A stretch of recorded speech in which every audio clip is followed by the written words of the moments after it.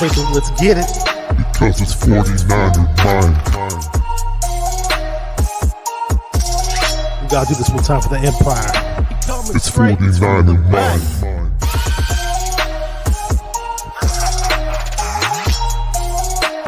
It's 49er mine. We gotta get that brick by brick real quick. 49er mine. Yeah, yo, we can't listen to them haters, man. 49er mine. We from the Bay. 49er mine. We them San Francisco 49ers. 49er mine. We got that red and gold blood inside us. 49er mine.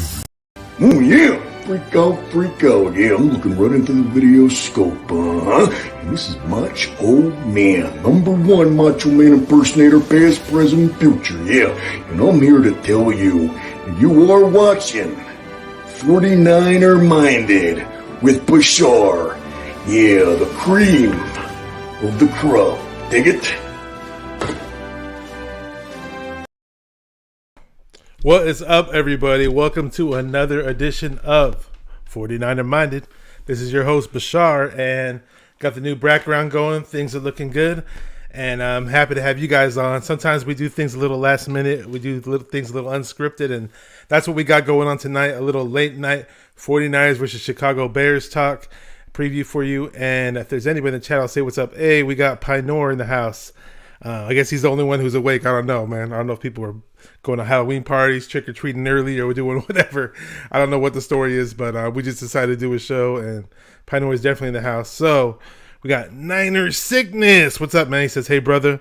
Good to have you on here. And got my good buddy of mine, Joey Mahoney. Known him for a few years on Facebook and kicked it with him at a couple of the games, and it's a lot of fun, man. So I'm going to bring Joey on right here. What's up, Joey? How you doing? Not much, man. We're doing good. And just, I hear you good, but I just want, whenever you do talk, just kind of raise your voice just a little bit so people hear you loud and clear. And there was actually a surprise that I was expected to come on, but he's, he wanted to, get on here, and I was more than happy to bring him on because I always love talking to this guy. He's awesome. He's from the show Real Talk Niner Talk, which Joey's been a guest on as well. And I'm about to bring him on just a second. Let me say what's up to this guy. Poppy Pablo says, Niners. And we're going to bring SupaDave on right now. Oh, we got David Yang, Late Night Niner Talk. What's up, man? Speaking of Niner Talk, we got SupaDave right here from Real Talk Niner Talk. What's up, SupaDave? How's it going? Real Talk Niner Talk. It's the real OG, David Edmondson. David Edmondson is a Bay Area guy. Born and bred in the Bay Area, but he had to go off to enemy lands at one point of his life in enemy territory. Therefore, he's somewhere in parts unknown in Southern California in a secret location. It's mixed territory. They can't root for anybody here. Half Rams, Charger fans don't claim the team. Still got Raider fans and still a concentration of 49er fans here, so it's a mixed bag. He's in a secret location in Southern California, guys. Can't disclose his full location, but David Edmondson is like a secret agent. He's like a psyop, repping hard for the San Francisco 49ers in Southern California. He's a Bay Area guy all the way. Knows all the Bay Area rap songs, you name it. We got Bob Money. What's up, man? How's it going? Good to have you on. And I know who. What's up? Love your background, by the way. Oh, yeah, it's my green screen, man. I had to do it, man, so I can change it up whenever. And I figured I'd put that 49er minded symbol on the left, and for example, when I go by myself. Nice. Hang on, I don't know if you guys see me go solo really quick. Here, does it show me solo? No. I was going to try to demonstrate how it shows my logo on the left side instead of that stupid duck on the right side. Right. Yeah. But yeah, man, that's about it. So both of you guys were at the game, man. You recovered, Joe? I had a great time, man. I was able to meet David. I was able to meet Don, Jew, Silverado Kev. I've met him once before, but it was a pleasure meeting you, David. I enjoyed it. Likewise here. You dried off yet? Hey, my pants are still wet. That didn't sound right. Did Jimmy make you wet? Or? No. I was at halftime, and I was sitting in the rain, and I felt that my pants were getting wet, and I didn't realize how bad it was until I stood up. And let's just say I had to walk sideways on how bad my pants were. They weren't dry, so I had to go into the team store and buy a pair of shorts to go home in. So, and they're still not dry yet. Yeah, I only word that question that way because it's late night. We can kind of get away with these. Right, you can get away with that. I kind of gave up at halftime. My pants were totally soaked, and then I had to fly out the next morning. So I hung them as long as I can. Then I had to bundle them up, put them in the suitcase, then fly, get off, drive home, and then get them in the dryer. It was a mess. Hey, and again, I'm gonna say this again. I said it on Niner Sickness' show, and a few people said it on their shows. Huge shout out to all the Niner faithful that attended that game, because you're a true diehard Niner fan if you sat through that freaking monsoon. It might as well have been called a monsoon. It was the hardest rainstorm we've had in the past 11, 10 years in the Bay Area and Northern California. So you know what they should have done? You know what they should have done? Remember when Giants games were at Candlestick Park and you stayed through the cold and you got like a Crocs the candlestick? Yep. They should have did something like that for this game. Yeah, I agree. Bash, I got a question for you and D. Sure. Going back to the Colts game, I want to get your take. I haven't got David's take on this yet, but I want to let's go back to that throw that Jimmy made on the sideline, and you had Sanu literally wide open, 100 yards down the field. It seemed like no one near him, and that was just disappointing. I don't know how you miss a guy that wide open. Let him know what's up, Super Dave. You miss a guy wide open because that wasn't the guy you were intending to throw to in the first place. You did no reading. Because if you had done the reading, you saw Sanu was wide open. But he aimed it toward Debo. Everybody in the world knew it was going to him. That's why the coverage was there. But that's no excuse for a veteran quarterback not to do a pre-read. You're supposed to. And when you watch it in slow-mo, it looks even worse. It does, because Sanu literally has his hand up in the air, and oh, I'm open, Look at me. Look at me, right? Pretty much. Hi, how you doing? And you don't even. Man, that was. Let's be real though. Jimmy probably did see Sanu, but he's not ballsy to take that throw. He doesn't. He's not the guy that's going to do it. Might have overthrew him like Sanders. It looked like he never looked his way. He was just dead aim to throw to the left side, which is a shame. Because he's a one-read quarterback.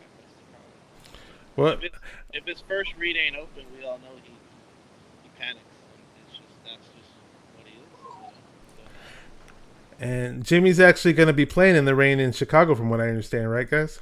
Unfortunately. I don't know if obviously there's no way it could be as bad as the rainstorm we got here, but Jimmy will have it a little bit easier. It could be worse. The O-line will have it a bit easier because there won't be any Khalil Mack to worry about. But that defense is still formidable. Mm-hmm. I mean, they got Roquan Smith, and that front three is no joke either. Secondary is a question mark, just like ours. I think they have somebody else injured too, don't they? Let me see. Danny Trayvon is one of the linebackers. I've got to go back to the depth chart there, but they got some people that can play. They have a safety on their roster that's really, really good. Or at least he was a couple years ago. I don't know if he's still is. Jackson, I think his last name is. Oh, yeah. I wonder if he's still there. He I don't hear him mentioned. A couple years ago. I don't know if he's still ball hockey. He's something you got to look out for. That's the thing, though. Their defense will be formidable, but their offense is really predicated on the run game. And David Montgomery's out, which means the onus is going to be on Justin Fields. So if you do a good job stopping him, you should be okay. The operative word being should. Yeah, you still got to worry about Cohen, though, slipping out of the backfield and catching hella passes. Remember, he's like another Tyreek Hill. He's super fast, catch. And if you ain't careful, he's going to be gone for 80. So we had 2 weeks of of good defensive play, I'd say, and our corners weren't doing as bad as they were in previous games, and all of a sudden, here comes the Colts game, and everything just goes to shit, as they say. They freaking Wentz just sits there and he does exactly what Aaron Rodgers did. He didn't complete just did that same thing where he just kept airing it out like crazy on us, and PI after PI. It was just terrible and embarrassing. Do you guys expect to see that in Chicago? Because I don't necessarily expect to see that from Fields, even though Fields does have a rocket of an arm. But I don't expect to see it as much. Because the receivers are better on the Colts, but anything can happen with this secondary. Yeah. The blueprint is on how to beat the Niners. You throw deep, get a pass interference, exactly, and get the ball on the 1 yard line. I mean, that's how we've lost 4 straight games. As long as those zebras are flag happy, man, that goes an extra 120 yards per game. It don't matter. It don't matter who it is on the other team. It could be a high school kid. If he could throw it 40 yards down the field, then he could beat the Niners too. Because that's what's beating the Niners right now is not turning your head. Is bad. Not getting your hands up. Right. I mean, Jaquaski Tart literally ran right into the receiver. I've never seen it. Just literally didn't care, didn't turn, nothing. Guy's literally standing there like he's about to catch a punt, and Tart decides, I don't need to stop. I'll just keep on running until I go right into him, and then. Where is the deep help from the safeties, though? Seriously, we better see a whole lot better safety play this week. And I think that's why Talanoa Hufanga is getting the start, by the way. Did you guys hear about that? Well, it's also because Tart injured his knee, so he's going to be out a couple weeks. Okay. Well, what do you know? I mean, surprise, right? Right. Couldn't have come at a better time for me. Exactly. I've been dying to see Hufanga on the field, so... Honestly, I was at with the crappy safety play. I mean, I usually defend Ward and Tart. It's mainly Ward, but I mean, these corners, as bad as they look, when did you ever see a safety coming in to help them on a deep pass? I didn't see it once last week. Correct me if I'm wrong. Nope. Now I have a question. What's the injury report? Say again? What's the injury? Does anyone know the injury report on Wilson? We'll see. Yeah, just speak up a little bit, Joey. Feel free to talk louder because it's really hard to hear you. Tart's definitely out. Ibukam is out. D Ford is out. Trent Williams will play, and thankfully Lance will play. Yeah, is it Maurice? How about Maurice Hurst? He's out too, right? He's still out. Hello? Yeah, there you go. You sound better. Jordan Willis is going to be activated. I was trying to ask. Has anyone heard about Wilson, the running back, Jeffrey Wilson? I think that's still a couple weeks away. No, they haven't. They had always planned for mid-November for the earliest he could come back. And what about Greenlaw? I heard he was doing. Nobody's heard about him. Yeah, I haven't seen any updates on Greenlaw at all. Okay. Yeah. Oh, and Al-Shire is out. Yeah. So they said Trent Williams questionable, Samson Ibukam questionable, and Aziz is doubtful. Aziz is doubtful because of the concussion protocol. That sucks. And that's the same thing with Ford. They both went under. We're gonna miss Aziz bad. He looked really good last game, and in general, he's looking really good. And he's looked good all season. I've had to apologize for calling him the weakest link on the linebacking core. At one point, I kind of lost hope in him. I'll be honest. I mean, I remember when I first saw him was it 2018 preseason or the 2019 preseason. One of those preseasons, the very first time I saw him, he had a ferocious hit, and I was like, "Wow, this guy looks like he's ready to play." And from what I saw last year, I wasn't too impressed by him. It's probably the same thing that you were thinking, but this year, man, he's taken that step forward. Man, he looks. I mean, I love Greenlaw. And I thought Greenlaw was ready to step in and be something similar to what Fred Warner could be, but Aziz is just, I don't know if it's D'Amico Ryan's coaching or whatever. I don't know what he did, but it's been working. Whatever it is working. What is it going to take to get Brandon Ayuk to football? That's what I want to know. I want to ask you about Brandon Ayuk. I know you were a big proponent of him returning punts. Did you still have that opinion on him to be the punt returner? Yes. Okay. If you're going to be the number one receiver, that should be your only job.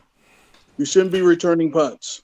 Okay. Especially when you got 5 or 6 people that can return punts. Okay. See, my thing is, before Joey gets into it, I think Ayuk just needs to focus right now on being a receiver because I mean, as much as I've seen him open on certain games where Jimmy's not throwing the ball to him, there were other games where they did show that in the short and intermediate routes that Ayuk's kind of making, kind of giving away what kind of route he's kind of running. When he's doing his route running, it's not crisp type route running that they're expecting, and therefore the DBs kind of know where he might be going. So Ayuk does kind of have to fix that a little bit, but in general, we need to get the ball in his hands. Give him the ball because when he has the ball, he's hard to bring down. He's explosive, and it just sucks that we have this asset and we're barely using him. We're barely getting him involved. The ball is barely coming his way, and I just wish the focus on him was being a receiver than a punt returner. Maybe that's throwing him off. I don't know. When we drafted him, we knew he wasn't very good in the slot. His specialty is going down the field. We got away with a few gadget plays last season, but his specialty is the bomb going down the field. We're not using him in that capacity, so you're wasting him there. We don't go down the field at all. Not with Jimmy. So Joey, let's hear your whole take on Ayuk with the punt returner and the receiver issue with him. Well, I mean, I still want to return punts. I mean, I think he's the most dynamic punt returner that we have on our team. But I still think he needs the ball in his hands regardless. Whether that's punt return, I mean, I'd like to see him as a punt return. I know a lot of people disagree, and that's fine. But even if you're just talking about a receiver, he needs the ball in his hands. Kyle, stop holding him back. Now, I have my theories. I mean, I could be dead wrong. This is my theory on Brandon Ayuk. My theory is Brandon Ayuk came into camp with Trey Lance day one. They went out. They were forming a chemistry, a bond. Getting to know each other, and every day they were out, running routes. Brandon Ayuk was getting passes thrown by Trey Lance, and it was Trey Lance, Brandon Ayuk, Trey Lance, Brandon Ayuk, Trey Lance, Brandon Ayuk. So that was his guy. And he was hyping up Trey Lance all OTAs and minicamp and preseason. He was telling Shanahan, look, I think you should start Trey Lance. Trey Lance is better, basically. I don't know if he said that, but I mean that's basically it's what the speculation is. Right, and then what I'm saying is he didn't go out with Jimmy. There was no practices where he was hella hyping up Jimmy Garoppolo. Like what I think happened was I think Brandon Ayuk is Trey Lance's guy and Debo is Jimmy's guy, and I think Jimmy is literally purposely not throwing Brandon Ayuk. That's just my opinion. I could be wrong. I don't know. I'm not in the locker room. And if you look at last season, most of Ayuk's catches came from Mullins and Beathard, not from Jimmy Garoppolo. So they had no chemistry last season either. You know what's bad when Joe Staley on the post-game show is literally saying that Jimmy can't just throw to Ayuk the whole time. No, sorry, Debo the whole time and expect to be successful and win games. And he's got to spread the ball around, especially get Ayuk involved. And at the end, Joe Staley, I think he let down his former quarterback and basically said that, hey, it looks like we might have to go in the direction of Trey Lance. And I'll get into that in just a sec. I just want to say what's up to first I'm going to read off Pine Horse comment. He said Brandon Ayuk was open, but Jimmy's delivering on that post route in the middle. Dwelly didn't hold up with the holding either, though. Yeah, I think he held on that play, but yeah, Ayuk made a nice cut on that post, and he was wide the heck open. He's been open like that a lot in certain situations. There were so many times that Brandon Ayuk was wide open as a rookie, regardless if it was Beathard, regardless if it was Mullins, regardless if it was Garoppolo. I can't even remember all the times Brandon Ayuk was wide open, 40, 50 yards down the field, and no one even looked. I know the next time he gets that ball in open field, though, he's going to be off the races, and it's going to be hard to bring him down because he's going to be angry. I want to say what's up to Fazil keeping it real in the East Bay. Fazil says, yo, what's up, Bashar? How's it going, man? This guy knows my real name. Oh, yeah, duh. And it is not just Ayuk. If you look at that game again, there were so many receivers open, and when Garoppolo delivers the ball, it's at the last possible moment. By the time he delivers the ball, the defender is already back with the receiver. I mean, Kev and I literally counted the seconds in the first quarter where Debo was open. 1, 2, 3. Now the players plays on the other side of the field, and finally the ball is delivered because he takes so long in his windup. What happened to Oh. the Doesn't have that release? quick release. Doesn't have that It's quick not release there. anymore. Not the one that we saw in 2017. That's for sure. Right. It's been a long time since we've seen it. You know, the game that I always go back to is Week 1 in 2020, and it's the last play when we had the ball. Jimmy Garoppolo has Trent Taylor wide open, and in 2017 that ball would have been completed because he was making throws before the receiver ever even turned their heads. Right. And that's what got me excited about Jimmy G is when he was making those Tom Brady-esque throws where he would throw it before the receiver ever even turned his head. And so when they turned his head, boom, it's right there. It was on target. I was like, oh wow, damn, this guy's really good. And then for whatever reason he went away from that. I don't know why he went away from that Jimmy Garoppolo's been gone since after the 2019 season, and there's no rhyme or reason why he's gone there. Right. This guy looks old. This guy looks like my grandfather throwing the ball. He's trying to get those gray hairs too, right? So the play that I'm referring to though on that Trent Taylor play is in 2017 that would have been a completion, and we would have had a chance to, I forget if we were going in to win the game or tie the game, I forget, but we would have had a chance to score at the end. And at the end of that game, Jimmy Garoppolo made a late throw, and Trent Taylor was wide open on the out route, and the throw was so late that the corner had a chance to recover, get back, and get his hand in there and knock the ball away. And that's how losing Week 1, and that was just disappointing because in 2017 it was hike throw, hike throw, hike throw, hike throw, and he was he seemed to play freer there. Right? This guy is scared as hell. I don't know what happened, man. He gave Buckner a sack on the last play of the game. He was there was a little pressure coming in, but they rolled the guy out, and then he had a perfect opportunity to step up in the pocket. Instead, Jimmy ran backwards and then ran to the side, and then boom, walked into Buckner. It's like, dude, when they clear out the other side of the pocket, just step in the pocket and you have room to throw. I don't know why Jimmy still can't figure that out. It's so frustrating watching the guy play. But at that point, we were already losing the game anyways. But by that point, I was already walking out of the stadium. I think from what you were saying on the previous show with Real Talk Niner Talk that all the people wearing Jimmy G, what were the Jimmy G jersey dudes doing? They were taking them off, even in the rain. In the rain. Well, I hope they were wearing something underneath, man. It didn't matter. They felt ashamed for wearing that shirt in the first place. So yeah, I'll be honest, man. I'm ashamed to the point where I haven't worn my Jimmy G jersey in a long time. There was probably a lot of garbage cans full of Jimmy G jerseys. Yep. That's not a surprise. Or if I had just bought it from the 49er stuff, I'm strictly going back for the refund ASAP. Yeah, if they let you have it. Jimmy G. So Javon Kinlaw, it's really unfortunate. He's freaking going to be out for the season. I mean, it's always some ticky-tacky thing going on with his knee or something. You think he's going to play 1 week, and he's not going to play 1 week, and then he plays the other week, and so on and off with that guy. And when he's out there, he doesn't look so bad. I mean, he's not going to be the ultimate sack monster. He does occupy the double team from time to time. He looks like he can stop the run. Yeah, he looks better in run stop packages. What really sucks about his knee, but people are already writing him off, and I don't know if you saw his message on Instagram. What did he say? But he's taking notes. Okay, yeah. As he should. Collect all your receipts and then cash them in when people. Right, and he's still got 2 years left on the rookie contract. So I just hope when they did the surgery that they finally got everything cleaned up so he can actually heal. Sometimes they do surgeries on that and they don't get everything, and then the next season you're right back to square one. So hopefully it gets cleared up and he comes back next season. But we have a whole bunch of players just out on the IR. It sucks. It's almost rivaling last season. Same story every year. Not as bad as last year, but it's bad because it's at certain key positions, and especially at the stupid cornerback position.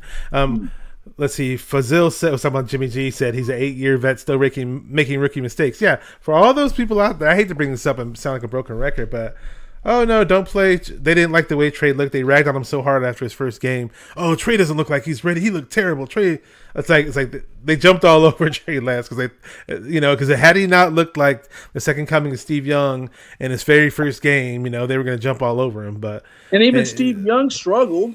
Yeah, exactly. Here's what I don't But, get is but why- Fazil's saying the same thing that we've all said during the season. An 8-year vet still making mistakes like a rookie. If you're going to do that, why not just play the kid? And at least if throwing wise they both make similar type mistakes, at least you know that Trey's gonna get those bumps and bruises out of the way and learn from it and progress. He's got a high ceiling. And worst case scenario, you have Trey Lance who can, if it's 3rd and short, 3rd and 5, 3rd and 8, Trey Lance can run out of the pocket and scramble to get that first down. Jimmy can't do that.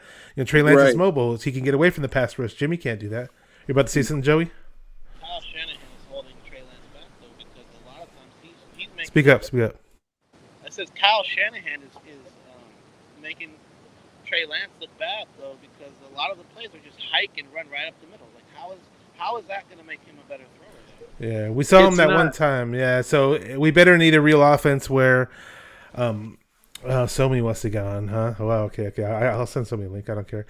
Give me a second. Let me do that. Just a second. I was gonna say, we kind of got off track because we were talking about Kinlaw for a second. I wanted to get back to that. Let me just set really quick. Oh yeah, well next time we see Trey, we better see a real offense with a 2-back set. That's all I'm saying. And I know you guys want to see that as well. I just settled for a bootleg. We didn't even get a bootleg from Trey Lance in Arizona. They looked in shotgun the whole game. There was no under center. Right. And the time he goes under center with 2 backs, that's when it's going to become deadly. Oh yeah, without a doubt. And I mean, okay, like people were ragging on Kyle a lot for his play calling in all these past few games, and it was really bad at sometimes. But in this game, we were like, "Oh, cool! The good plays are back. Look at Mitchell. Look at Elijah Mitchell, and look at at times, maybe about 75% of the game, maybe the play calls looked a lot better in my opinion." But I'm starting to call him a 15 script coach, because the last couple of weeks, the first drives have looked wonderful. And then he does unexplained shit the next couple of drives. It makes no sense at all. Mitchell, like you said, was running well the first drive. He even ran well the second drive. Why go away from that? He had 50-something yards after the first quarter, and I was just thinking, oh, shoot, look, this might be another Mostert against the Packers, right? Like, maybe he'll get like 150, 200-plus yards. And then all of a sudden they just stop running. Like, what are you doing? Yeah. Like, he got up to 100 yards really fast. Yeah, you're the one that made it known. Like, if it ain't broke, don't fix it. Like, exactly. Why are you going to not do something that was working that got you an opening drive touchdown? So 18 carries for 107 yards, and not like he had like super long runs the whole game. He had 120-yard. His longest run was 20 yards. So that means that he was consistently getting chunks, and we could have used those consistent chunks in more important parts of the game. And there you go. Like, there's times where Kyle looks good. Oh, cool, we got the running back thing going again, and I was excited. Oh, we might win this game, and then we go away from it, put the ball in Jimmy G's hands for him to fuck it up. It's the same old song and dance. So hopefully, if we get Lance back in there, just use the running backs more. You got freaking Elijah Mitchell. Use Sermon for fuck's sake, or give Mitchell at least 20 carries. Do something, man. Yeah, Sermon didn't even get into. Oh, go ahead. They need to trade Jimmy. Or I would just settle for cutting him at this point. You're not going to get anything for him anyway. Yeah, I could get something for him. Trust me. And what food item is that? It's not a food item. A used condom. It's an equal trade. A used condom actually might have a little bit more trade value than Jimmy G at this point, I think. Man. It's just going to be tough running the ball against this defense. Mm-hmm. That's the only thing. They live and breathe the run. The pass is where you'd be more effective, but I'm not sure Jimmy Garoppolo can deliver the ball right now.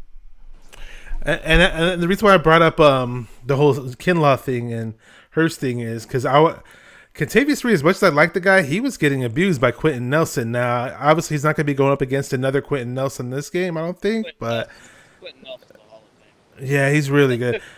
I was hoping we would have put Armstead next to Bosa for frick's sake, because at least Armstead could stop the run a bit. We always have Armstead stopping the run on the edge, and now we got Jordan Willis come back. I don't know how good Jordan Willis is really. Willis was actually doing better than Hurst was in preseason. That he just had that 6-game suspension, and then Hurst got hurt. But I think we'll be okay against the run packages. But we've got yet another mobile quarterback. So I'm really anxious to see what we do against Fields, which a lot of us wanted to draft in the first place before, and we were just okay with the fact that Lance got drafted instead. But seeing all that tape of him in Ohio State got us excited. I was a fan of Fields. I ain't gonna lie. I wanted him. Mm-hmm. Okay, so I wanted to bring this up because Dick Nasty, that's so me, by the way. He brought up Diamador Lenore. I liked what I saw from Diamador Lenore this year. I mean, I don't get it. I'm going to go into this whole thing about the rookies. Do we have this freaking roster filled with all pro players where we could just say, hey, you know, we got these amazing players in front of you. Even though you're a rookie, we got this amazing guy ahead of you that plays the same position, and we're winning all these games. Don't worry. Sit back, learn, throw on that red shirt, and your time will come next year. We're not that team. No. We are not. Diamador Lenore look good when I saw him, and now he's not playing. We got old veterans at the cornerback position trying to make a name for themselves once again. I would be okay with Lenore starting on one corner at this point and Mosley on the other, because Norman keeps getting hit with PIs week after week, and Drake Kirkpatrick, when he came in, looked absolutely useless. How bad can Ambry Thomas really look, though? I mean, if those guys all looked like dog shit last game, you know, well, how bad can Ambry Thomas really look? Considering he hasn't even cracked the practice squad yet, that's pretty bad. And I wouldn't mind seeing him in a glimpse or whatever, just to see what's going on. But at least Talanoa Hufanga's starting. I think I mentioned that earlier. I'm really excited to see him because we mentioned, like I was bitching and moaning about how our safeties weren't protecting the deep ball on those PI plays. They were nowhere to be found. Like, isn't the safety supposed to protect the deep route? And, you know, where's the help? Where's the help? Where's the help? Safety. You know, it's like a broken record with that shit. But Hufanga maybe can make a difference. At least he likes to jump routes. He's known to force turnovers in college, and he has that knack for the ball. And, you know, Troy Polamalu, was mentoring him, and I don't want to say he's gonna be like Troy Polamalu, or he is, but you know, they both came from USC or whatever. Well, the way he played at USC, I was really excited when we got him. I remember that junior year where he got Defensive Player of the Year for the Pac-12, so I was really excited. And the thing about him is he reads the play well. He really has a great pre-snap read. So you're not going to be able to pull much off on this guy. So, and I think he covers more ground at this point in his career than Tart does. So I'm excited to have him in there.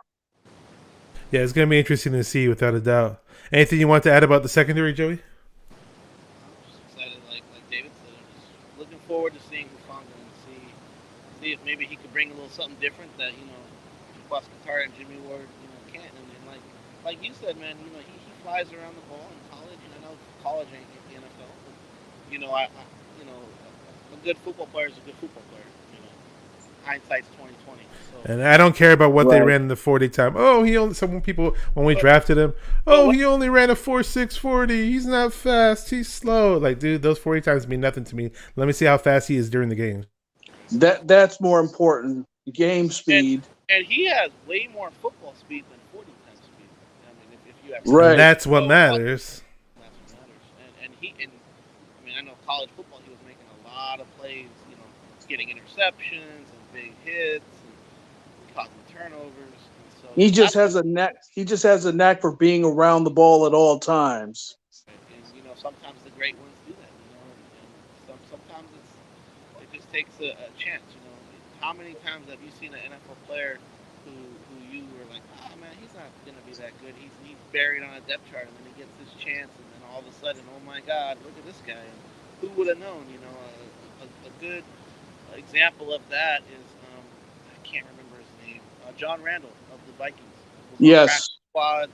Randall was a monster, man. And nobody wanted him. He got cut, and then finally someone gave him a chance. And, John Randall became one of the scariest, meanest dudes to ever play in the NFL. And, he really did. He even had that scary looking eye paint, that black eye paint. Yeah, it was everything. It fit the mold. Right, yeah. And so that's what I'm talking about. Guys like that come from nothing and have to, fight his way up to the depth chart. Oh, he went out. Yeah, he said he had issues with his battery in his phone. I was telling him to go in his car because he could at least charge use his charger. Because he said he only had so much battery life going. What I was gonna say, yeah. What were we just talking about? Because I was trying to look something up for you, to plug your social media and all that. I wanted to talk about Pinor because Pinor had a good comment. Here you go. Yeah, here we go. Go ahead. Oh, go ahead. I said, well, Pinor has his top 5 rookies. A good buddy of mine, Pinor, he's always on the, you can find him on all the 49er chats and all that, and on Twitter. It says top 5 rookies ranked for me. Elijah Mitchell, yeah, he's electric. A lot of fun to watch. Not exactly Mostert, but a nice step down, without a doubt. Right. He's got more. His top 5 looks exactly like mine right now. Mm-hmm. Yeah, Diamador Lenore. He's got Moore. He's got Talanoa Hufanga. He's got Sermon. So, yeah. Moore did a very nice job last week. So much that I would like to see him at right guard and right tackle instead of the guy I call Grimace, formerly known as McGlinchey. So here's the deal. So your offensive lineman, it's weird because he deserves his name to be shouted and praised. And we should say, hey, Jalen Moore. But the only time you hear an offensive lineman's name screamed is when everybody's mad at him and everybody's pissed at him. And he did bad, and they call his name 10 times during the game. But we didn't really hear his name called. And one time he had one little stupid penalty in the game. But I went back and watched a little bit. That comes with experience, the ineligible downfield. But he doesn't blow up people like Trent Williams, well, nobody does, but he kept people off of Garoppolo's ass, which is his job as protecting the blind side. So I'm eager to see what he can do on the other side while Trent Williams occupies that spot. Yeah, if they want to throw Jalen Moore in where Brunskill's playing, or if McGlinchey's playing horrible with every game. McGlinchey actually played pretty decent this last game. He did. The Jimmy stands were like, oh, it's the offensive line. That's why Jimmy doesn't have time to throw and he's not able to make plays. Jimmy stepped into those sacks. I mean, you can't protect for 10 full seconds. After 5, you should be getting rid of the ball or running already. Yeah, I don't know. I don't think we gave up too many. So was it 2 sacks the whole game? I don't recall. 2 sacks, and he walked into both of them because he definitely walked in that last one. Great. He always walks into something though. He always walks in. He doesn't know how to throw the ball away, which is pathetic. I remember when we threw C.J. Beathard in the games last year. At least he took the time to throw the ball away and avoid sacks. I don't know why Jimmy can never do that. So. We're always talking about Jimmy. It's just so funny. And speaking of which, he's going to be in his hometown in Chicago. He's going to have, 100 family members watching him. I don't know if they're going to watch him do bad or what. I don't know how that's going to play out, man.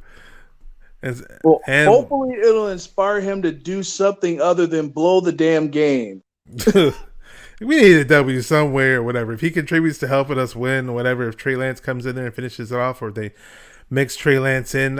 From the whispers I've been hearing, that expect to see Trey Lance mixed in some way, somehow, and Shanahan's eager to get him on the field. Some people don't believe hearing that, of course. It's because we can't believe anything Shanahan says. It's hard. It's like he's like a politician, right? Right. It would be nice if we could get this win, and then Arizona's taking some bruises. Watt's out for the year. And apparently Murray's going to be missing a couple of games. Okay, so, there you go. That should help us. And they already lost Watt, right? They already lost J.J. Watt. Joey looks like he's coming back. There he is. You using your little car charger there? There we go. Got to do what you got to do there. There you go. Yeah, it's all good, man. We're unrehearsed here anyway, so yeah. What do you think of this top 5 rookie list?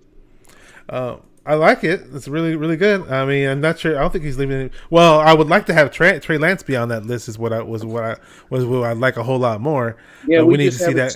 We just haven't seen enough of him. But the funny thing is, the people who aren't so big on him, I was mentioning it earlier. Some people have already put a bust label on him. I run across it on Facebook, on Twitter, and all this crap. It's like, oh, Trey Lance is a bust. Like all of our early picks are bad, including Trey Lance this year. He's already a bust. It's like, how in the world could you call somebody a bust after one official start? Like, that's just straight up hatred right there. They just, I don't know. It's in fear of being wrong, I guess. I don't know. I think Trey's going to make everybody eat their words. His work ethic, he's smart. He's got incredible physical talent, incredible work ethic. Those three things combined. And he usually doesn't make the same mistake twice, which is one of the things that Shanahan said he liked about him. Oh, yeah, without a doubt. I mean, I just think he'll grow on people a whole lot more once you see him out there. And, God forbid they do that stupid quarterback power thing again over and over again like they did that one time. Gosh. Yeah, have him run off schedule with it, which is fine. I have no problem seeing that out of scrambling quarterbacks from my first days of watching football. Yeah, I definitely don't want to see him leading us in rushing like in Arizona. Yeah, he had 89 yards or something. But we have that's why we drafted Elijah Mitchell. We drafted Trey Sermon. Hasty's back. What is the future Sermon? He's had one carry in the past 2 games. I remember hearing something. I remember hearing something earlier in training camp about some issue with fumbles. I'm not sure if you heard that. I didn't see him. I heard something like that, but yeah, when he fumbled in Philly, he was hitting the head first and fell to the ground. That was like a 1 in a million hit.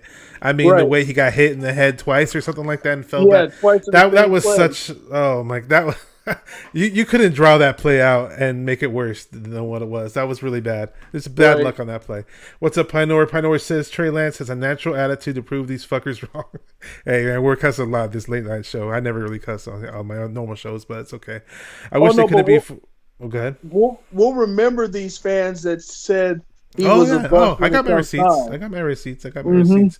Some of them come on the chat. Trey Lance has a natural attitude to prove these fuckers wrong. I wish they couldn't be 49er fans once he helps us become successful. Oh, yeah, when Trey Lance... Well, imagine this is Lombardi, but when Trey Lance holds this Lombardi and says, hey, guys, look at me. I'm that quarterback that you guys all said was a bust after one game. Right. Hey, I'll be laughing and crying at the same time. Tears of joy, baby. So... Yeah, I don't think Joe could hear us last time. I know. Joe, can you hear us, bro? I don't know. It shows that he's in here, but he's not saying anything or talking. Right. But Joe, whenever you hear us, are you ready to talk? There you go. Can you hear us, bro? I don't know. Can you hear me? I hear you now. I hear you now. There you go. Hello? I hear you now. There you go. It's a little... Go ahead. I have to put the phone... Uh-oh. Okay, we're kind of technical difficulties. Live television for you guys. Yep. Okay. Well, Dick Nasty says he's here in the chat. Oh man, anything we didn't cover yet? So Debo's looking great. Obviously, I mean I can't say enough about Debo. And he came back to practice this week, which is good. There you go. That was scary. What was that one drive? Was it in the fourth quarter? That one drive where all of a sudden Jimmy G woke up and came to his senses really quick, and every throw was a big completion. I think that was midway through the third, or it might have been the fourth quarter. Yeah, I think by then we were all lulled to sleep because 2/3 of the fans were up in the rafters trying to get out of the rain when that draft happened, and then as soon as Debo scored, they scattered like roaches back to their seats. Yep. Well, Pinor got a little... He's over there cracking up. I want all that Pinor smoke. And Tommy Huxley says, I want all that Bashar smoke. What's up, Tommy Huxley? And yeah, Tommy Huxley's a guitar player. I'll follow him on YouTube if you want to check out some good guitar riffs. Big Niner fan, obviously. And he's really, really talented. Definitely check him out. Okay, Yeah. I mean, the defense was probably lulled to sleep at that point too, right? On that one drive when pretty much. Jimmy G drops back, and all of a sudden, looks like the Jimmy G of old. It's just they march down the field really quick, and Debo gets that nice touchdown. It's like, where has that been all year? I didn't understand why we just didn't go to the hurry up from there on out because it was working. Exactly. Yeah, I don't understand why we do a lot of things. I don't know if it's going to be any better in Chicago. Hopefully we get a damn W. I'm so sick of this losing. So. It's killing me, man. This is like, and I mean, the last time we had a stupid losing streak, I mean, was it the probably Singletary's last year? Was it Crabtree's rookie year? I think so. Crabtree's rookie year. We started off the season with a couple of good wins, and we were looking good. And then I remember we just went on this ridiculous 5-game losing streak or something like that. But we didn't have not saying we had the world's greatest roster or anything like that. But going into the training camp, a lot of people were trying to compare this roster to the Super Bowl roster. Now, we weren't expecting Verrett to go down, and we had more healthy people back then, too. Yeah. But I still think we have a good roster, just not a great, amazing roster, But obviously a better roster than that Singletary team when Crabtree first stepped in, and that's when that losing streak took place. So we can't be having no. Yeah. That's what makes this season so frustrating. I mean, with the Singletary team, we knew we were bad, but we had potential here, and we're still 2-4. We could very easily be 5-1 or undefeated at this point. It just makes no sense. We haven't been blown out of any game. They've all been close. Just stupid mistakes toward the end that cost us. Yeah, we've shot on ourselves in foot at least a solid, 5 times a game this season? Something that ridiculous. It's just so, oh my God, I can't even think of how irritating it is, man. I don't know if anybody's watching. I'm going to bring this up really quick. I'm going to throw it on my screen. Let's see. I was trying to talk about the people who were going to the game and people who were attending, because there are. I want to flash some stuff on the screen really quick, just to do a little change of pace. I'm going to do it right now. Because I put it in my 49er Minded Facebook group, and I figure I'll put it on here really quick. All right. Here we go. So for those who are going to be in Chicago for the game, who are already there maybe, and they said, hey, I want to hang out and tailgate, where are the 49er Empire tailgates going to be? And they're walking into Chicago naked, basically, quote unquote.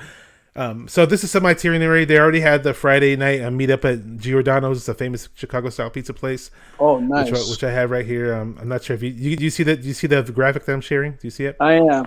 Yeah, so okay, tomorrow they're going to be at the Budweiser Brick House Tavern. There you go. You see that from 12 to 4 Chicago time, obviously. And then Gracie O'Malley's Wicker Park. Yeah, from 6:30 on. Yeah, it says some night event. I don't know what they have in store there. And then the official tailgate is going to be Sunday at 9 a.m. I have another graphic where I can pull that up, I believe. Is this it? Okay, looks like right across from Soldier Field. Yeah, it's this parking lot. It's called Wall-Drawn Deck. Wall-Drawn Deck is the parking lot. And they have some big 49er tailgate there. So I had another poster where I was going to show the graphics for that too. It's on my phone, actually. It's all good. But yeah, for those who are curious, and if you want see more of this information, there's the Empire Row. There's a website called the Empire Row Facebook group that they do a lot of the tailgates for Empire Row in Santa Clara at Levi's. And their tailgates are excellent, by the way. Oh yeah, shout out to Antonio Aravallo. I'm getting this off of his Instagram. He DM'd me these pictures, and he's off the hook. If you guys don't know who Antonio is from the Empire Row, I've known the guy since Tailgate, and since Candlestick. Awesome guy. He's always full of energy, and he's going to be there. He's probably going to be shouting on the mic as he always is at every other tailgate. Yes. Yeah, I know people in Chicago are going to have a whole lot of fun with this whole big all these functions that they're planning, and it should be a lot of fun. Hopefully, we win. So that's good to know for anybody going to the game or wasn't aware of any fan functions that were going to be around, who they might bump into. And let me see what we have here. So Tommy Huxley says, if we don't beat the Bears, Lance needs to start every game from now on. Well, that's the hint that I got. I've been saying that since before the Colt game. That's the hint that I got from the whispers, is that this might be the last game that Jimmy starts. We'll see what happens. We'll see what really, really happens. Don't hold me to it. Hey, I'm Jimmy's just saying he's going to have to have a rating of 130 or above to keep him going to Arizona. Yeah. Anything short of that, the kid should start. Honestly, I'd put like if I'm willing to bet like half of what I have my savings on that Jimmy won't be putting that kind of QB rating or along with 300 yards. It just we haven't seen. I mean, the Detroit game obviously was his best game. His QB's rating. He had what, a 68 QB rating this past game or something that. I know it was the rain. 60 I know it was rain, like that. but if Wentz is making plays and he plays in a freaking dome, that's the thing. Some Niner fans were trying to blame the weather. And in some cases, you may say, "Okay, the weather's really bad," and blah blah blah blah. I know it was the worst rain. He's a better quarterback than Garoppolo was. Period. Oh yeah, period. I've always liked Wentz better than Jimmy G. Honestly, I've always have, even when Jimmy G was at his best. Right. But they're a dome team. You can blame if you're a huge Jimmy lover and say, "Hey, he wasn't fair because of the rain," and I get it. That was the worst rainstorm that we got in the Bay Area in quite some time. But still, if a dome team could walk right in there into that terrible rainstorm and do what they did, we don't have any excuses. I mean, and especially don't have excuses for Jimmy in regards to Carson Wentz because Wentz made him look bad. And I think you guys mentioned it on Real Talk. I think that was you mentioning it, how Wentz came from North Dakota State, right? And you're making a point about that? Running the same offense that Trey Lance ran. Mm-hmm. And we could have combated them doing the same thing had Lance been in there. Yeah. And they got a few Chicago jokes in here, little Chicago trash talk. Let's see what it is. Uh-oh. Dick Nasty says, "Fuck Chicago pizza. It sucks." I always had the New York style pizza comparison to Chicago style. I always preferred the Detroit-style pizza over Chicago-style myself. Detroit-style pizza, for those who don't know, it's kind of like the Sicilian style. It's that rectangular style, and they got those burnt cheesy edges on the crust. Right. So, Detroit. I've had Detroit-style pizza recently at some pizza place in San Jose that specializes in it. And it's not too bad. It's a similar Sicilian, and I like it. Even though my favorite, I'm always talking about pizza on here. If you haven't watched the show for you guys, but pizza is like always a topic of conversation on here. But it doesn't help. It doesn't hurt that I make my own pizzas, and that's one of the reasons why I talk about them. So I've seen in your pictures. Oh yeah, I was gonna flash some pictures on the screen because people didn't know what a Detroit pizza is. I was gonna show them really quick. Hang on. Let me show them really quick what a Detroit style pizza looks like. I always compare it to a Sicilian style pizza because it's just got that similar rectangular look to it. And if I'm making anybody hungry, sorry. See, it's got those cheesy burnty edges on it. I just typed in Detroit style pizza on Instagram, and Chicago style pizza. Of course, we all know. Is that big, bulky deep dish. It's kind of like it's basically a pie with pizza ingredients. Right. And Chicago actually has two pizzas though, because Chicago Tavern Bar pizza is that cracker thin pizza that they cut up in those little tiny squares. Even though it's a round pizza, I don't prefer they do that one. Yeah, I'm not a big fan of that one, but hang on, I'll show one of my. If I'm gonna go that route, I might as well just go get Totino's and put it in the oven here. Oh, one of those frozen pizzas, right? Oh man! And since you mentioned it, David Edmondson here, this is one of my homemade New York style pizzas. Yeah, that one I'm impressed with.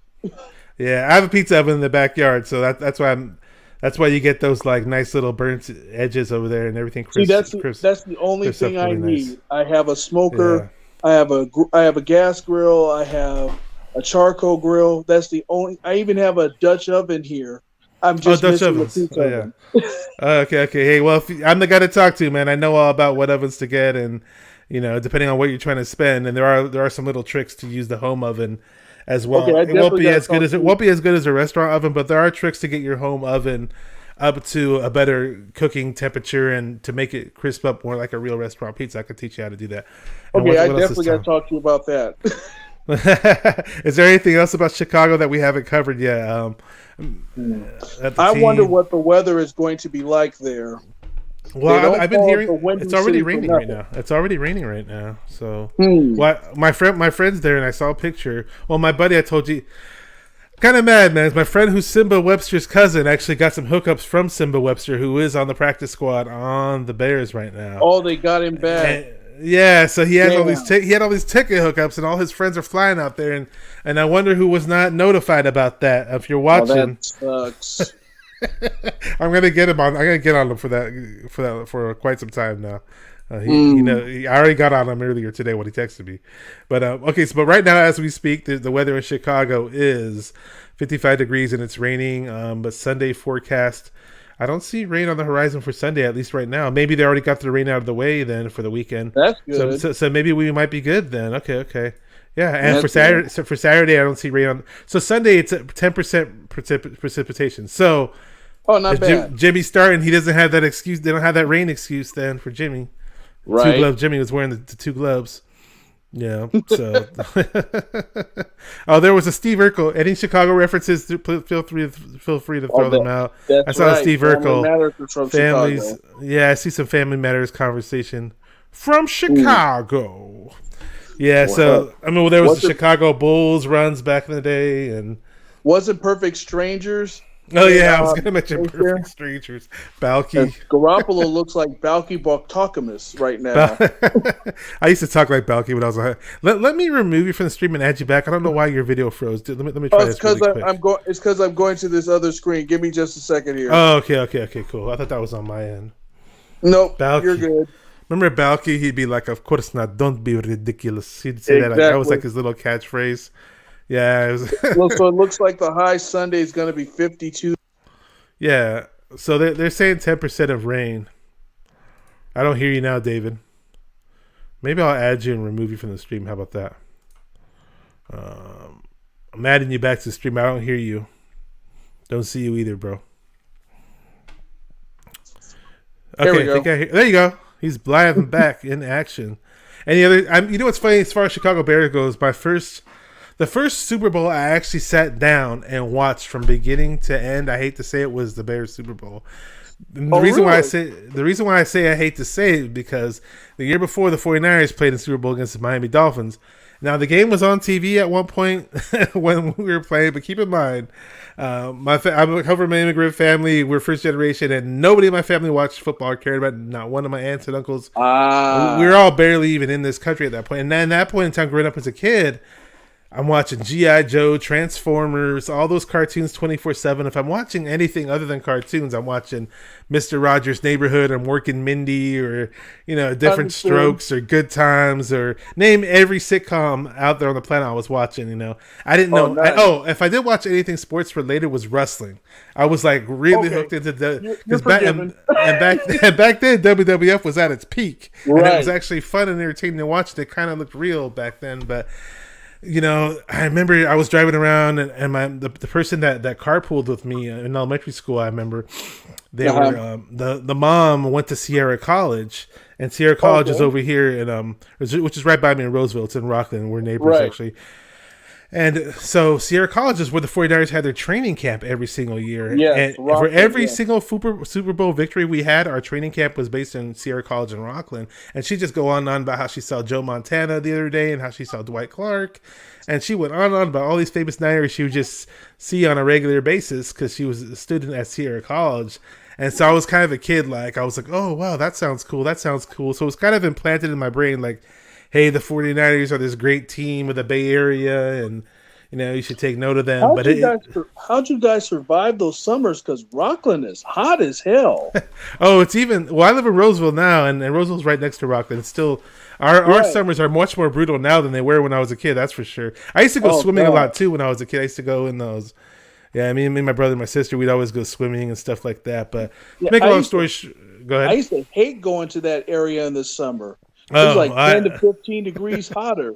I couldn't wait to get out of there. Oh, yeah. Bay Area weather is off the chain. Bay Area weather year round, you look at 74, 75 degrees. The hottest it will get be maybe 80. Once in a blue moon, it will get to 90. But you're right. If it's 90 in the Bay Area, it's 100 in Sacramento and Roseville, without a doubt, And Pinor says, SupaDave, the OG, looks like an actor. Denzel Washington? Who are we talking about here? I wouldn't put myself in that class. No. I don't know what actor to equate you with. Who? Louis Gossett Jr. maybe or? Oh God! No, I'm just kidding. I'm really reaching. He's got an Oscar. I'll take that. Yeah. People tell me they think I look like Tony Soprano. So go figure. James Gandolfini. A little bit.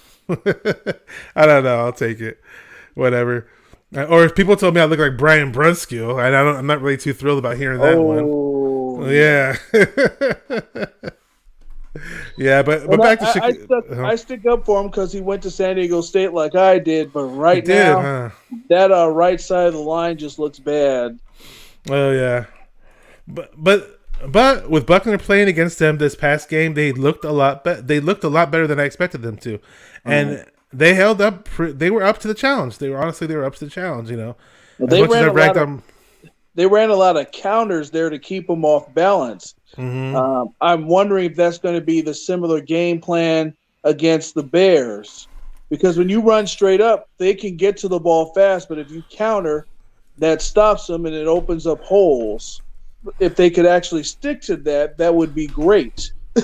Yeah, I've been hearing Shanahan get ragged a lot on this and people. I don't know what radio station I was listening to. I can't, because I hear it so much, but it's so true.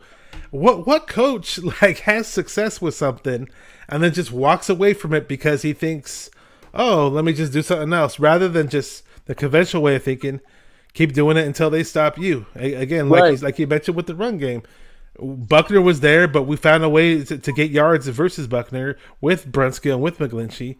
We found a way to combat him and get yards. So whoever this is little diversion. So he said he looks like the actor who plays the Rock's father in Walking Tall. Oh, so, gosh, okay. I don't know who that is. I saw the movie.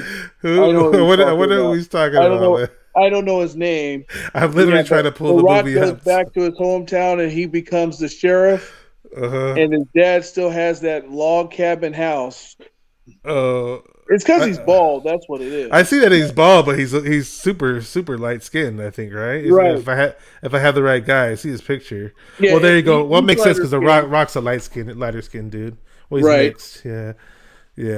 I don't recognize this actor at all, though. I've seen that other guy in other stuff too. I just can't think of his name. When he first said the Rock's father, I was thinking of the actual wrestler, the Rocky Johnson. Right, well, I'm always Johnson. thinking about wrestling, yeah. And then you go, I have my little wrestling Macho Man thing. I have a place in my heart for like 80s and 90s wrestling. I don't really care about. Nice. Do not care at all about wrestling nowadays. I actually met Macho Man Randy Savage in San Francisco. Oh, you did? Okay, let's hear that story. A couple of X Games that were there. I was there when Tony Hawk did the 1080 for the first time. Oh, you know what? Now you're making sense, Pioneer. I'm going to get back to you about the Macho Man thing, but now you're making sense because I don't see. Yeah, okay. So he says it's not that he looks like it, but I can see him in a role like that. You know what? You would be a good actor. You have that. You have a profound voice, David. I don't know if anybody's told you this, but I like your voice. So when you talk on these shows, and I'll take that. You sound. I don't want to say it sounds professional, but it's unique and it stands out when you have that kind of voice that kind of commands attention, so to speak, where it's like, let's stop and hear what this guy has to say. You know what I mean? Something like that. And I think that could work very well in acting, whether it be on the stage or whether it be in film. I mean, not that I'm a thespian or acting expert. I took a drama class before.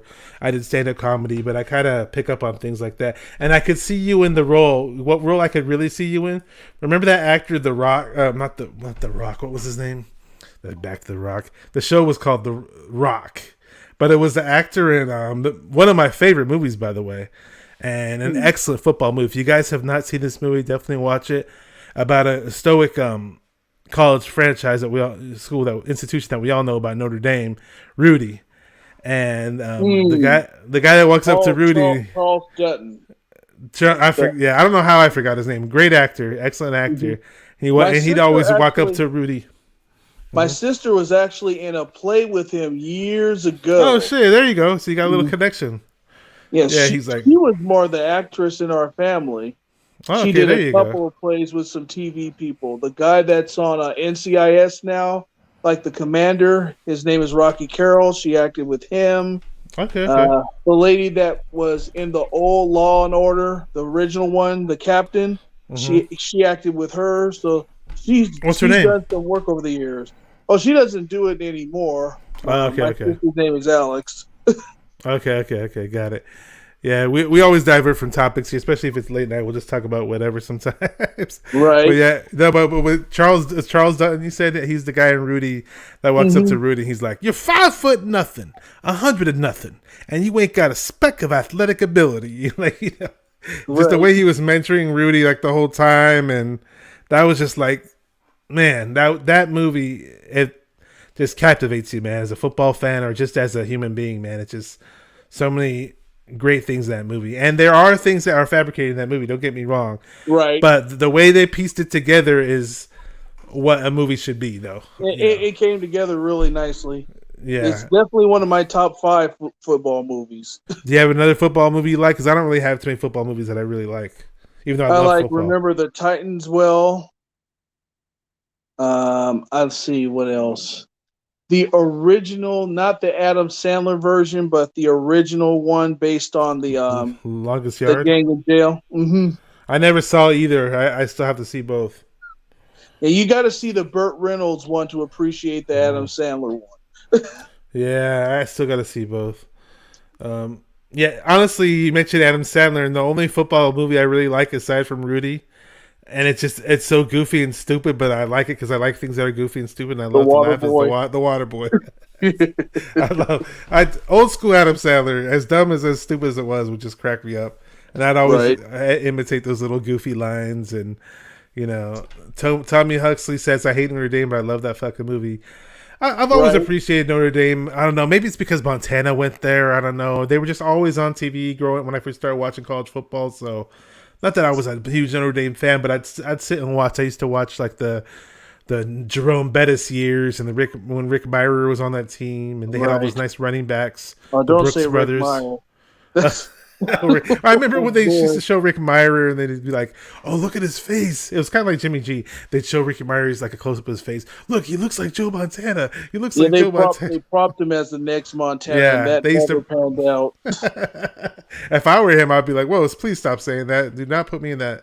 Don't put that high of a ceiling on me, please." He wasn't saying that when he signed that contract. Yeah, Myra had one good year, that rookie year in Seattle Seahawks, right? And did nothing else after. I remember he was on the 49ers as a backup at one point and did nothing as a backup. Try to forget that period. Well, during the same time, what's his name? University of Miami was really big and huge, and they had the Heisman Trophy winner, Gino Torretta, if you remember him. Yeah, he robbed that from Marshall Faulk. Yeah, Marshall I think so. Faulk I think so. That. I think so. And I blame that on Lee Corso. It's funny because I never met the guy, but Gino Torretta lived right down the street from me, like literally like 2 blocks from where I lived, growing up as a kid. I met his brother, and that was about it. I guarantee if you mention that name in front of Marshall Faulk, you will get an evil stare. Well, Marshall Faulk has the last laugh, though. He's got a Super Bowl ring and his illustrious Hall of Fame NFL career. Yeah, so Gino Torretta, actually, another guy who played as a 49er at one point in the preseason. I remember he was, I don't know if he tried to scram. I do remember the one play where he got blown up, but I think it was a pass play that broke down, and his slow ass tried to scramble or run it or something and got blew up by one of the linebackers. And after that, he was done. He was officially done. Yeah. Yeah, I would have been looking at my insurance policy after that. Yeah, so Pinor says, "Remember the Titans" is a great movie. I still have to see it.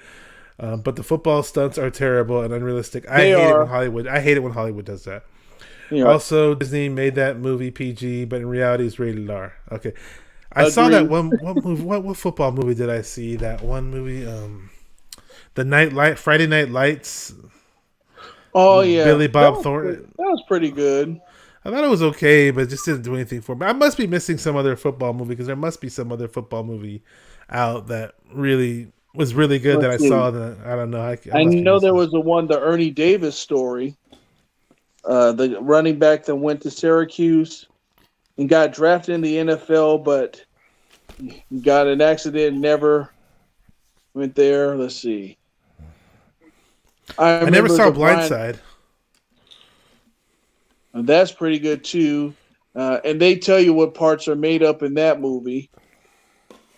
There was a Brian Piccolo story, which is based on the Chicago Bears, and Gale Sayers. Then there was imagine if they do an O.J. Simpson story. Oh gosh, Who would play him? Who would play O.J. Simpson? Nobody would want to play O.J. Simpson. Silverado right Kev? No, just kidding. No. Oh gosh, no. I can see Silverado Kev in some type of comedic role. He was born right around the time OJ finally came to the 49ers. Yeah, exactly. That's right around the time I was born when OJ became a 49er. Mm-hmm. Yep. Yeah, he says he was born into it, and I became a fan of the 49ers probably 6 days before he was born. Probably. I remember it because they got me an OJ Simpson jersey in red for my 6th birthday. Pinor says they should. Okay, that's cool. Pinor said they should make a movie on Pat Tillman. Maybe they brought up the offer. Who knows if his family wasn't up for it? Who knows? Only thing is, they would have to tell the truth about how he died. He didn't die in enemy fire. Yeah, was friendly fire? Huh? Right, was it friendly fire? Yeah, so that's not gonna look good in the movies. That's not gonna look good at all. And the U.S. military would probably be pretty pissed off if that happened. If they made a movie like that. Someone I know had a picture taken with OJ. I lived to tell about it. Yeah, former San Francisco.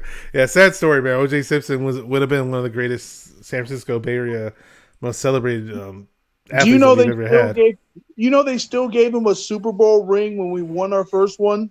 No way. I didn't know that at all. Yeah. Really? They gave him one. Because we won one the following year after he retired, right? Is that true? Right. I know he played with Joe Montana. He was there when Montana got drafted and the year after. Rookie, yeah. Mm-hmm. Okay, there you go. And it was the 3rd year that Montana won the title. Then. Right. Yeah. Okay. So they gave him a ring. Wow. I didn't know that. Yeah. Sometimes they hand out rings to just about everybody. Well, I don't know how much the 49ers do it, but for example, like when the Golden State Warriors won the title, my friend who's the Santa Cruz Warriors announcer for the G League Santa Cruz Warriors got a Golden State Warriors title ring. Well, that's good because they are a part of the organization, so exactly. they should get that. Mm-hmm, yeah. So for whatever reason, OJ got one. Yeah.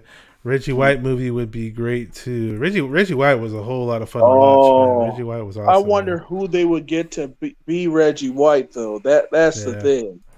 Yeah, I thought we were gonna get Reggie White at one point. I was so hyped up at the idea of getting Reggie White. I think that would have been another ring.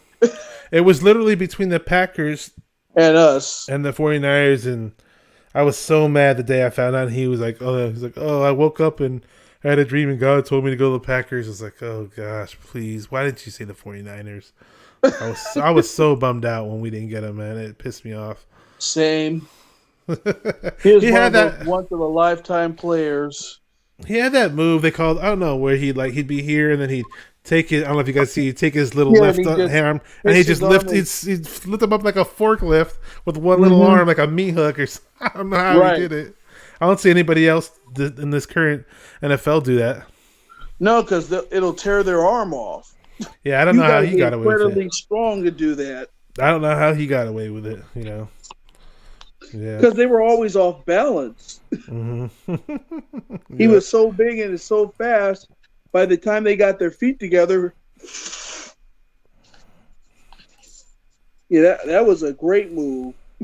And before I forget what I'm going to do, I forgot to do this earlier. Well, I kind of had you on at the last minute, so that's why, when Joey said he was going to come on, I set it up and half an hour before I started the show. But I definitely want to throw your social media links in the video description in just a minute for people who are unaware, who may not know who you are. I'm trying to find you. I know you're on my Twitter somewhere, but is it David? Are you under your real name on Twitter? It's Mr. Edmondson at Twitter.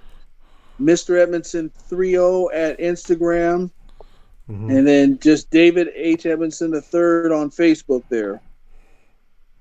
Okay, I know I have you on my Twitter somewhere. I don't know why you're not pulling up for some weird reason. Well, what I was going to do... For some reason, it doesn't come up all the way on Twitter half the time. I've Yeah. had that issue myself. What's the at part though? Well, you know how where it says the at thing or whatever. Let's see. 'Cause I thought it might be SupaDave. Nah, that's just a nickname on there. It's at Mr. MR and then my last name Edmondson EDMONDS. I found you. I see your picture now. Now I see you. Okay. I'll throw that in the video description. Yeah, for those of you guys, go ahead and Dave, just talk about Real Talk Nerd Talk for people who haven't watched it before or who are unaware of it, because that's how I know you, and that's the show that I watch that I've seen you on, and you're one of my favorites on there, and I love watching that show. Well, I love watching everybody on there, but you're very insightful and fun to watch. Just let us know about Real Talk Nerd Talk. It's just 5 49er fans doing the show. We pull no punches. If we do bad, we're going to talk about it. We talk about the things we've done well. Saturday, we always have the pregame show, 7 Eastern, 4 Pacific, and being that we're in Chicago, 6 Central Time. Usually goes on for an hour, and then we do a wrap-up of the game on Wednesdays, same time, 7 Eastern, 4 Pacific. Don is our host. Niner Style. He's known as Niner Style. He's behind the production board, so every graphic you see on the soundboard, he operates that. We have Silverado Kev, who works for the 49ers SI.com portion of it. He's a writer. We have Jude the Great, who actually coached about 2 or 3 people currently playing in the NFL. Oh, really? Okay. I didn't know that. Okay, in fact, I didn't know that. The first week, his receiver, I believe, Cephas. Cephas came from Georgia. Cephas, I think, didn't Cephas, what college did he play for? I don't know why I'm thinking San Jose State. I forget which school he played for, but he's in his second year with the Lions right now. Okay, I've seen that name. Let me see, Cephas. Yeah, I didn't know he coached NFL players, because I know he's really involved in coaching when, like the Pee Wee leagues or like Pop Warner. High school. Mm-hmm. Wow, I didn't know he coached in high school too. I didn't know he was that extensive with his coaching background, because all I knew was that when he does the shows live with you guys from time to time, is that he's coaching like the Little League or something like that. I didn't know he was so extensive with his football coaching. He does baseball and football. So a lot of the times when you see him, he's out on location during practice. yeah, that's wow. I mean, that's I didn't know he was that involved in coaching. I know Silverado Kev is the one who always talks about his coaching background. And I actually went to the senior night for his kid and my kid, who's a cheerleader for the same high school. His kid Kayvon did really well tonight. That's right. 5 tackles for losses. Okay. I forget how many yards he gained on the ground, but yeah, he's got that defensive mentality. Kev coaches Pop Warner as well.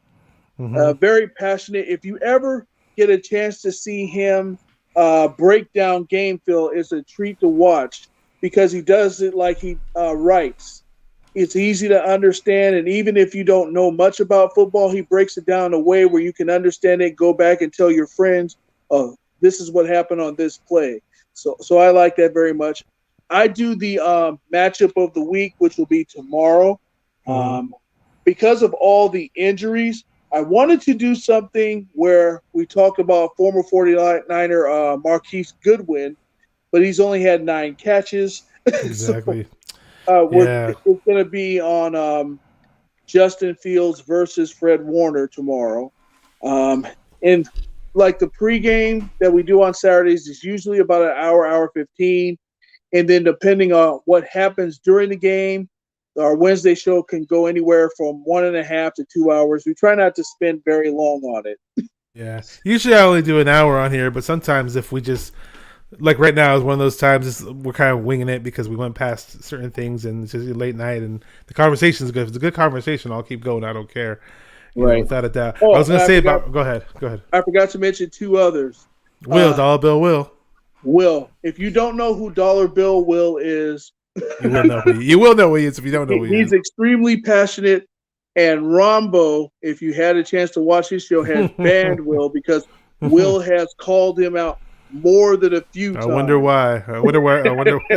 Okay, so for make a long story short, Rombo will not let go of Jimmy, and Will lets him have it for it. Yes, and about everything else. Oh yeah. Will doesn't pull any punches, man. No, that's what I like about him. And then finally we have D Sizzle. D Sizzle, Donald Willis. Yeah, he's the comedic part of the show. I met him for the first time last week. He is off the chain. He's going to be on future shows with us as a panelist, so he'll be number 6 there. Oh yeah, I met Donald.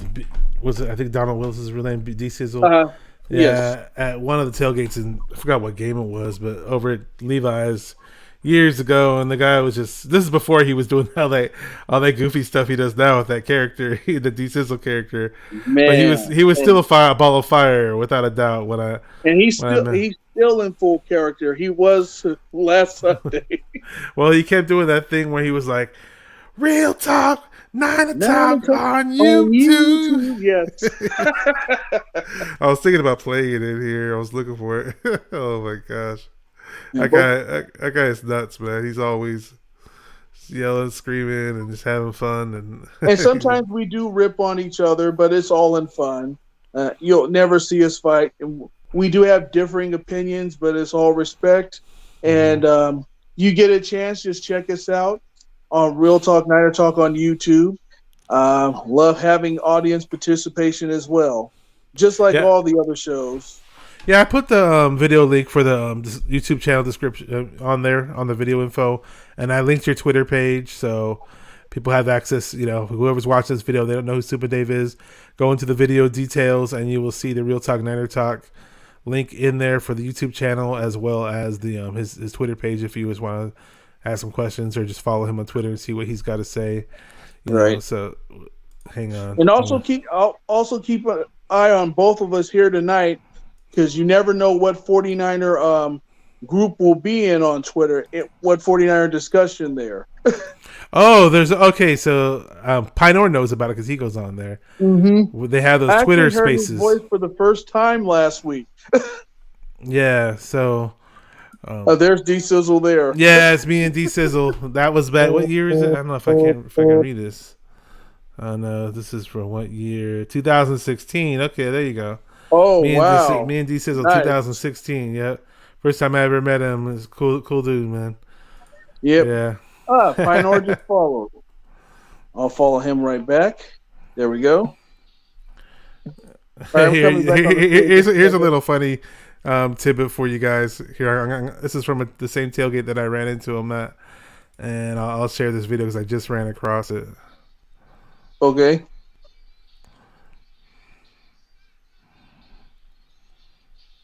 Just waiting for that to come up here.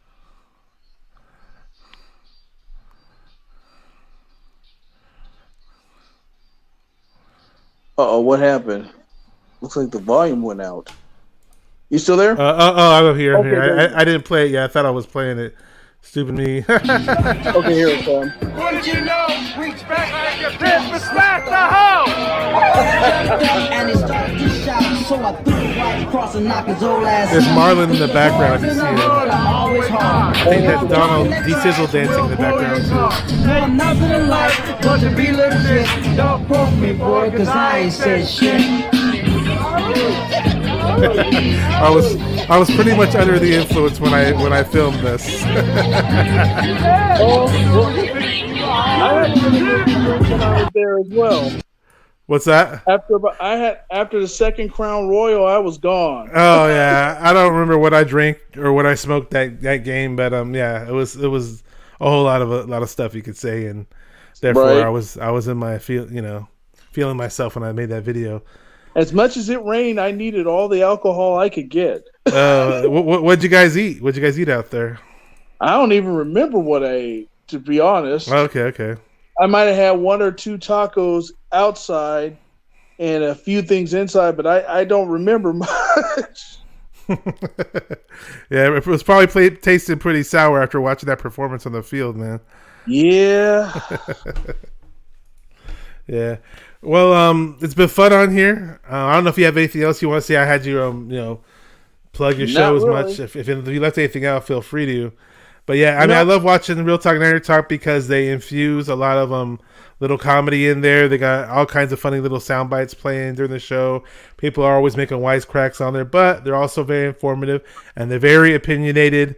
They don't hold back. Their opinions are very strong from time to time. Every now and then they throw in a little hip hop too, so it's entertaining all around. At 2 and 4, you can't afford to hold anything back right now. Oh yeah, it is what it is. Yeah, but for some weird reason, there's still people out there who try to prop up Jimmy and still say he's good. And then if you thought all you gotta do is fire Kyle Shanahan, and Jimmy will be just fine. So that's what some of them are saying. In case you guys haven't heard the flip side of the coin yet, Yeah, just be aware if you're a Jimmy fan and you try and bring smoke, expect to get smoke right back. Oh yeah.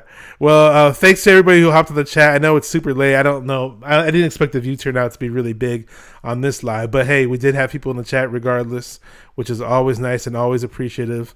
Yes. And you're always welcome to come on the show, Dave. If I have anything going on last minute or whatever, feel free to hit me up if you ever want to link, because it's always awesome having you on here. Yeah. One day I'll have you on here. Well, I'll have it set up where I have, because I like to do my thing where I said 49er Minded, where we get into the minds of 49er fans, and where I ask you questions about your whole 49er background and all your fandom, and we'll set it up like that for another time, without a doubt. Sounds good, and the invitation is extended for you to come on our show as well. Oh yeah, just let Niner Style know I'm ready to come on whenever you guys are ready to have me on. Without a doubt, I'd love to be a part of that cast, without a doubt. And I have a long list of people that I'm still trying to bring on here that I haven't brought on here yet, but eventually I want to get down to it. Have Niner Style. I've had Will on here once, and want to get Jew on here and all those other guys too. Maybe I'll do a special Real Talk Niner Talk episode. Let's see what's that'd be cool. Quick. It says Tommy Huxley. I need to watch. I don't know what these guys are talking about right here. Probably that movie. Yeah, it said something about Robert Duvall or an old school actor. But again, thanks for coming on, everybody. Hopefully we beat the Bears. Hopefully we finally get a W. Hey, we might see more of Trey Lance in the future. Hopefully we see Trey Lance. This Jimmy stuff is getting really unbearable, and I speak for many 49er fans out there. And for those who say I'm unfaithful, I'm not being faithful.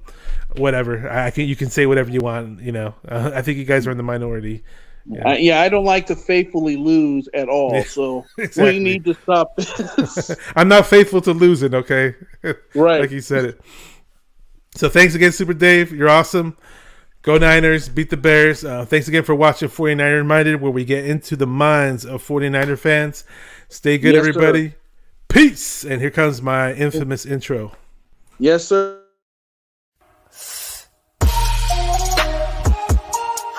Come on, 49er faithful, let's get it. Because it's 49er mind. We gotta do this one time for the Empire. It's 49er mind.